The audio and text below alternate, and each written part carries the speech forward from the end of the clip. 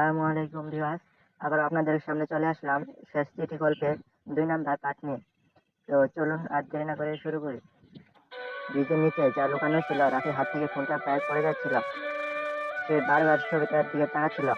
অসম্ভব, একদম অসম্ভব, কারণ ছবিটা তোলা হয়েছে তার রুমের ভেতর থেকে, আর সে এই রুমে একাই থাকে। তাহলে তার বুকের ভেতর ধড়ফড় করতে লাগলো। চাপা হাতে আবার ছবিটা জুম করলো সে। পিছনে দাঁড়িয়ে থাকা মেয়েটার মুখ পুরো পরিষ্কার না, তবুও বুঝে যাচ্ছে। ভেজা চুল, সাদা মুখ, লাল ড্রেস, এটা নীলা।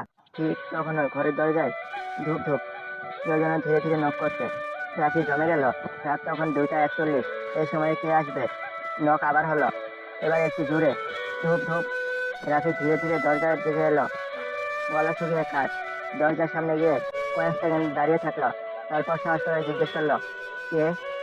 কোনো উত্তর নেই, শুধু বাইরে থেকে ভেজা কিছু শব্দ। মনে হচ্ছে কেউ দাঁড়িয়ে আছে আর তার কাপড় থেকে পানি পড়ছে টুকটুক। রাফির বুকের ভেতর কাঁপছিল। হঠাৎ ফোনে আবার মেসেজ। দরজা খুললো না। রাফি থমকে গেল। মেসেজটা এসেছে সেই আইডি থেকে, শেষ চিঠি। তারপর আরেকটা মেসেজ, এটা আমি না। রাফির পুরো শরীর ঠান্ডা হয়ে গেল। তাহলে বাইরে কে? নক আবার শুরু হলো। এবার আগে সে অনেক জোরে। ধাপ ধাপ। মনে হচ্ছে দরজা ভেঙে ফেলবে। রাফি ভয় পেয়ে কয়েক কদম পিছিয়ে গেল। ঠিক তখনই হঠাৎ সব থেমে গেল।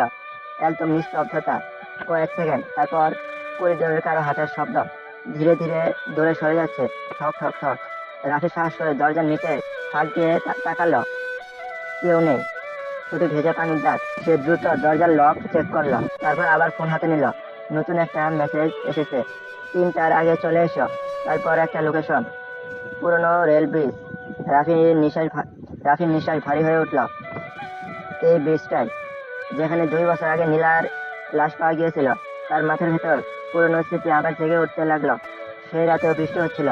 নীলা কাঁদছিল, বারবার বলছিল, তুমি আমাকে ঠকিয়েছো রাফি। আর তারপর রাফি চোখ বন্ধ করে ফেললো।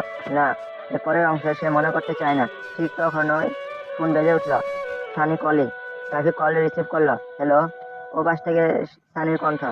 তুই ঠিক আছিস? রাফি অবাক হলো। কেন? জানি না, হঠাৎ খুব খারাপ লাগছিল। ওর কথা মনে পড়লো। রাফি কয়েক সেকেন্ড চুপ রইল। তারপর নিচু গলায় বলল, সানি, নীলার আইডি থেকে মেসেজ এসেছে। ওপাশ কয়েক সেকেন্ড চুপ। তারপর সানি হেসে উঠল। ফাজলামি করিস না, আমি সিরিয়াস। রাফি সব খুলে বলল। ফ্রেন্ড রিকোয়েস্ট, ভিডিও কল, ছবি, চিঠি, সব। সব শুনে সানির হাসি মিলিয়ে গেল। তুই বললি লাল ড্রেস? হ্যাঁ। ওপাশে নিস্তব্ধতা। তারপর সানি খুব ধীরে বলল, নীলা যেদিন মারা যায় সেদিনও লাল ড্রেস পরা ছিল। রাফির বুক ধক করে উঠল। কি? তুই কিভাবে? কারণ আমি সেদিন সেখানে ছিলাম। রাফি থমকে গেল। কি? বাইরে বজ্রপাত হলো। সানির গলা কাঁপছিল। আমি তোকে কখনো বলিনি, কিন্তু সেদিন আমি তোদের ফলো করছিলাম। রাফির নিঃশ্বাস আটকে গেল। তুই কি দেখেছিলি? ও পাশে কিছুক্ষণ চুপ। তারপর খুব নিচু গলায় সানি বলল, নীলা আত্মহত্যা করেনি। রাফির পুরো শরীর অবশ হয়ে গেল। মানে? আমি দেখেছিলাম ব্রিজের উপর তোদের ঝগড়া হচ্ছিল। তারপর সানি কাঁপা গলায় বলল, তারপর নীলা হঠাৎ পড়ে যায়। রাফি চোখ বন্ধ করলো। মাথার ভেতর যেন বিস্ফোরণ হচ্ছে। ঝাপসা কিছু দৃশ্য ফিরে আসছে। নীলা কান্না, বৃষ্টি, চিৎকার, তার হাত ধরে টানাটানি, আর তারপর ফসকে যাওয়া হাত। না। রাফি মাথা চেপে ধরল।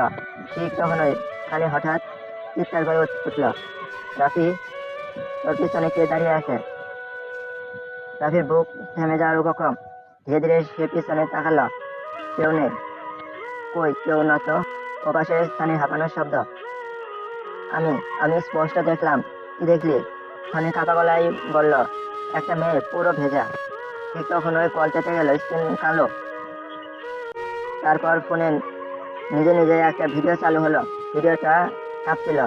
মনে হচ্ছে কেউ দৌড়াতে দৌড়াতে ভিডিও। অন্ধকার, বৃষ্টি, রেল ব্রিজ। হঠাৎ ভিডিওতে একটা মেয়ের কান্না শোনা গেল, আমাকে বাঁচাও। তারপর ক্যামেরা ঘুরতে রাফি নিঃশ্বাস বন্ধ হয়ে গেল। ভিডিওতে দাঁড়িয়ে আছে সে নিজেই। আর তার সামনে কাঁদছে নীলা। আর তার সামনে কাঁদছে নীলা। ভিডিওর শেষে শুধু একটা দৃশ্য। একটা হাত নীলাকে ধাক্কা দিচ্ছে। নীলাকে একটা হাত নীলাকে ধাক্কা দিচ্ছে। তারপর নীলা নিচে পড়ে যাচ্ছে। ভিডিও থেমে গেল। ভিডিও থেমে গেল। রাফির হাত কাঁপছিল, কারণ ভিডিওতে দেখা হাতটা তার নিজের। ঠিক তখনই ফোনে নতুন মেসেজ এলো। এবার সত্যি মনে করেছে